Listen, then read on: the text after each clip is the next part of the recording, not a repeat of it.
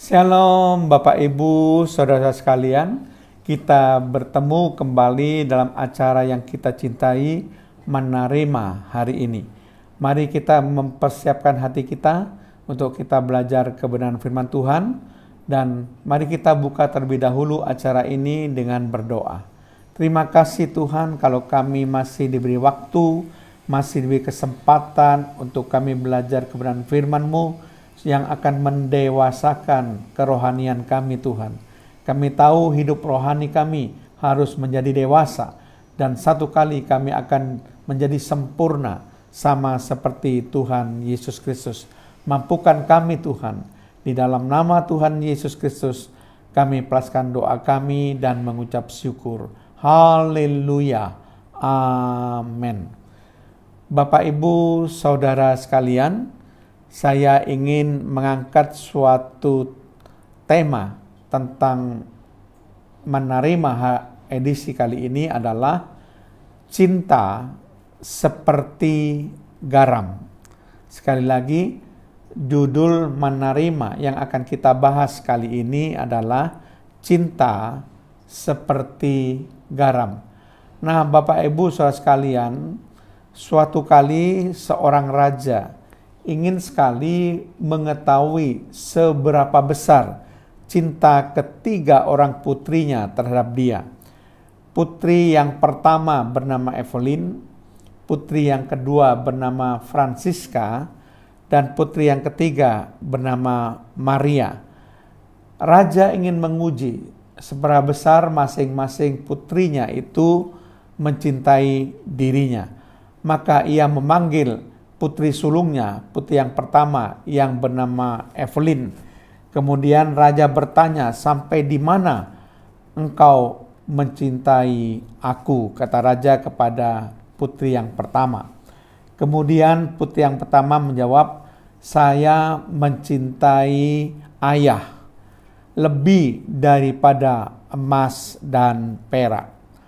Raja mendengar jawaban dari putri yang pertama, tersenyum, dan dia merasa bangga karena dia lebih berharga daripada emas dan perak. Kemudian dia memanggil putri yang kedua yang bernama Francisca dan menanyakan hal yang sama, seberapa besar cintanya kepada raja. Kemudian putri yang kedua berkata, "Saya mencintai ayah lebih dari seluruh uang yang saya miliki." Kemudian raja juga tersenyum mendengar jawaban daripada putri yang kedua Francisca ini, karena ternyata dia masih lebih berharga daripada seluruh uang yang dimiliki oleh putrinya. Kemudian dia memanggil putrinya yang ketiga, yaitu putri bungsunya yang bernama Maria. Kemudian dia menanyakan pertanyaan yang sama, yang tidak berubah. "Seberapa besar engkau mencintai aku?" kata raja kepada putri bungsunya Maria. Kemudian Maria dengan mantap menjawab, "Saya mencintai ayah seperti garam." Nah, ketika ayahnya mendengar jawaban putri bungsunya, putri yang ketiga, maka kecewalah hatinya, karena dia berpikir, apalah artinya sebuah garam. Garam yang begitu murah harganya dan tidak dapat dibandingkan dengan emas dan perak, tidak dapat dibandingkan dengan seluruh uang kepunyaan putrinya yang kedua dan emas perak kepunyaan putrinya yang pertama.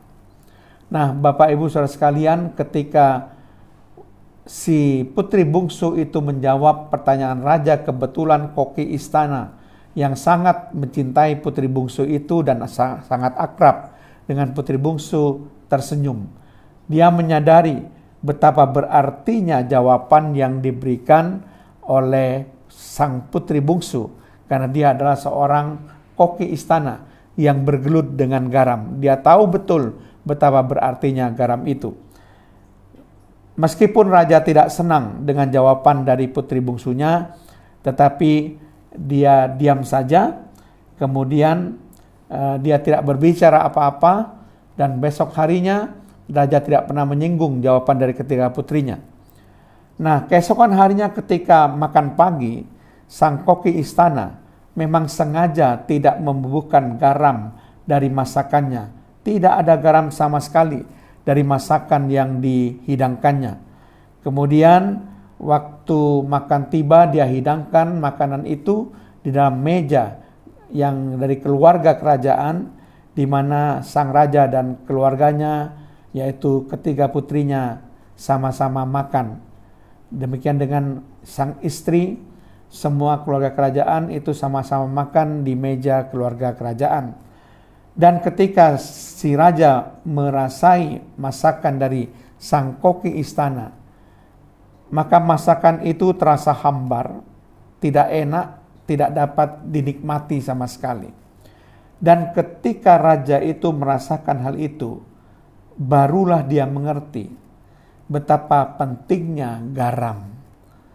Tanpa garam tidak ada yang bisa dinikmati masakan itu. Tanpa garam dia sama sekali tidak bisa merasakan enaknya masakan itu. Semuanya terasa hambar.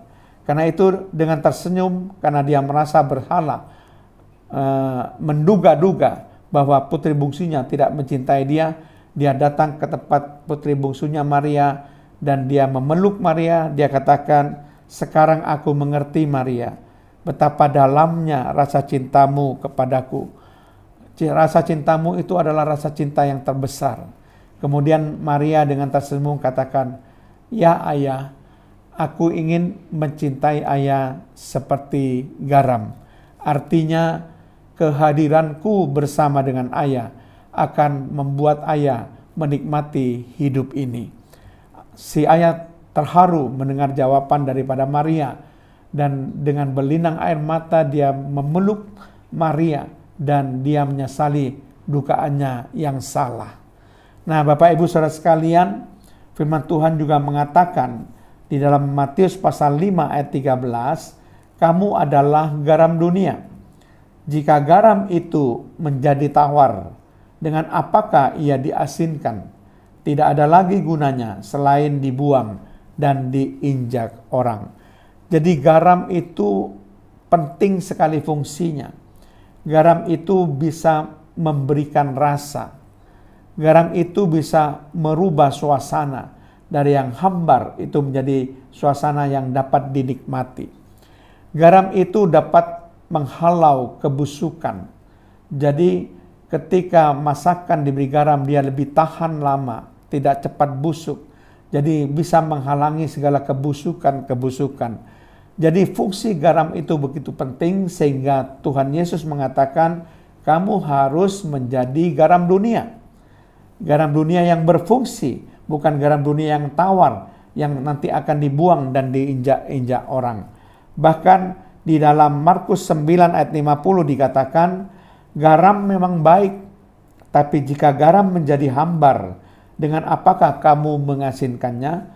Hendaklah kamu selalu mempunyai garam dalam dirimu dan selalu hidup berdamai yang seorang dengan yang lain."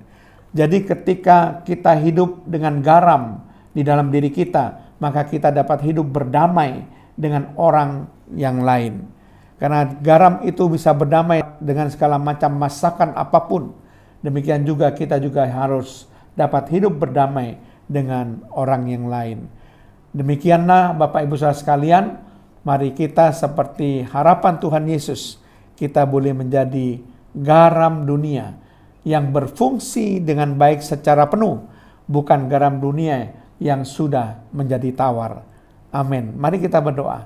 Terima kasih Tuhan, kalau hamba-Mu sudah menyampaikan kebenaran firman-Mu, biarlah firman ini akan memperkaya kehidupan rohani kami, dan kami akan taat akan firman-Mu dan melakukan akan firman-Mu. Menjadi pelaku-pelaku firman, bukan hanya menjadi pendengar-pendengar firman. Dalam nama Tuhan Yesus Kristus. Haleluya. Amin.